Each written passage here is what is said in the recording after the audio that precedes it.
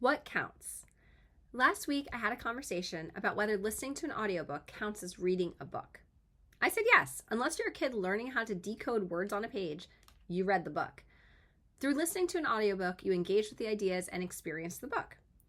As an author and generally bookish person, I've seen this debate flare up again and again, especially online where hot takes spread quickly.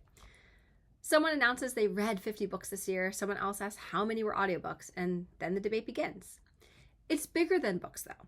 These debates aren't just about reading. They're about legitimacy, about who gets to claim an identity, and about who decides what counts. That instinct to gatekeep shows up everywhere, especially in tech and entrepreneurship.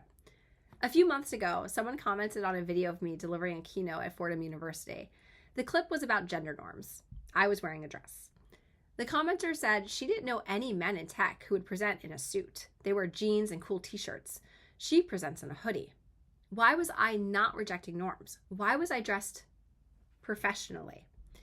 It was striking to me that in a video about gender norms, the criticism focused on how I looked. The subtext was clear. Real tech people don't dress like that. Tech is not just a bunch of 20-something tech bros pitching at a demo day, though. It's filled with boardrooms, universities, conferences, nonprofit fundraisers, late-night product reviews, and investor meetings. Context matters. I wasn't at a startup office with a keg in the corner. I was delivering a keynote at a university event. Dressing for the occasion was not capitulation. It was appropriate. Still, what bothered me most wasn't the fashion commentary. It was the familiar undertone that feminine things are, at best, unserious, and at worst, inferior. My keynote opens with a description of my childhood bedroom. The walls were hot pink with fairy wallpaper. It was unmistakably a girl's room. But in that pink room was a desk covered in spec sheets, printed emails, and to-do lists. I loved pink. I also loved building things. There is a persistent bias, sometimes subtle and sometimes overt, that girly things are frivolous. If you like dresses, pink, or princesses, you must not be analytical, technical, or serious. It's a narrow definition of what competence looks like, and it excludes a lot of people. The same kind of gatekeeping exists around what it means to be a real entrepreneur. When people first learned about my early social network, my yearbook, they would often say, "Oh, so your brothers did the code." They didn't. We outsourced it. But that wasn't really the point. The assumption was that if there was code, my brothers must have been the ones writing it, that they were doing the real work. The implication, even if it wasn't consciously intended, was that coding was what counted. And if I wasn't coding, then what exactly was I doing? I was embarrassed that I didn't write the code. Not because I thought coding was the only valuable skill in building a company, but because I absorbed the idea that it was the defining one.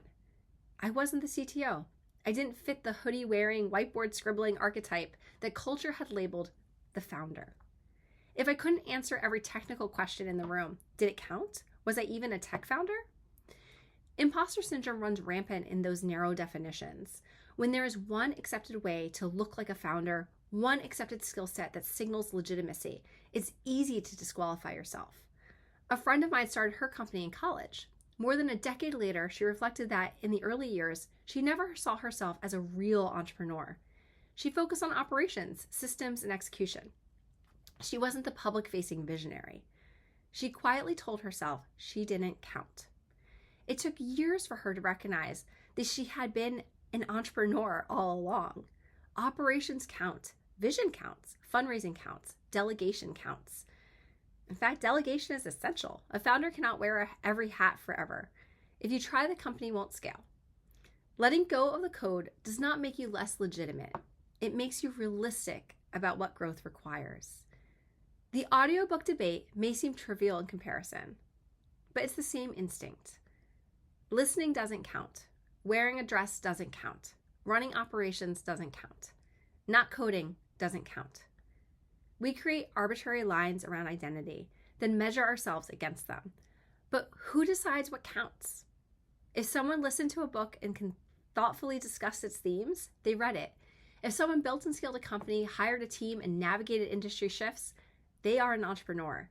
Whether they wrote the code or wore a hoodie while doing it doesn't matter.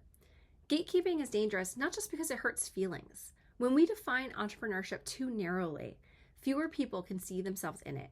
When we subtly signal that certain aesthetics or skill sets are more legitimate than others, we reinforce the idea that there is one correct mold. There isn't. You can like pink and build a tech company.